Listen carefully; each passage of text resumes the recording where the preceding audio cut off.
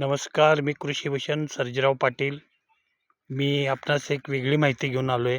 तर महात्मा फुले कृषी विद्यापीठ राहुरी अंतर्गत अखिल भारतीय संशोधन केंद्र कोल्हापूर कसबा बावडा यांच्या वतीनं कोल्हापूर पश्चिम भागामध्ये जवळजवळ 132 शेतकऱ्यांनी जवळजवळ 30-40 हेक्टरवरती मक्याची लागवड केलेली आहे. मक्याचा वाण बायो 9045 हा आहे आणि ह्या वाणाचं वैशिष्ट्य अतिशय उत्पादकता चांगली आहे आणि त्याचा वैरणीसाठी सुद्धा चांगल्या प्रकारे उपयोग होतो.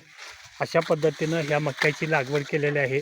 मक्याचे वाळलेले उत्पादन जे आहे ते साधारण 28 ते 30 क्विंटल एवढे प्रति एकरी निघते आणि त्याचे बाकीचे राहिलेला आहे तो चारा म्हणून चांगल्या प्रकारे त्याचं उत्पादन मिळते.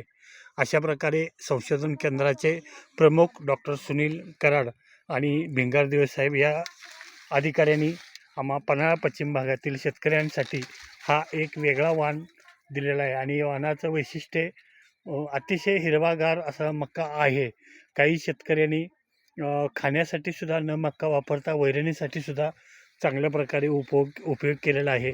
साधारण आता मार्च, एप्रिल, मे ह्या 2 महिन्यामध्ये चाऱ्याची टंचाई खूप असते. अशामध्ये ह्या मक्याचा चांगला जनावरांसाठी सुद्धा उपयोग होतो. ह्याची उंची साधारण 6 ते 7 फूट उंची आहे आणि कणसाचे वेट जर बघितलं तर अगदी 1 किलोपर्यंत आहे. 700 ग्रॅम 400 ग्रॅम असं वजन आहे त्याचं. तर आपण बघू शकता हे अतिशय खूप असं चांगलं आहे ते.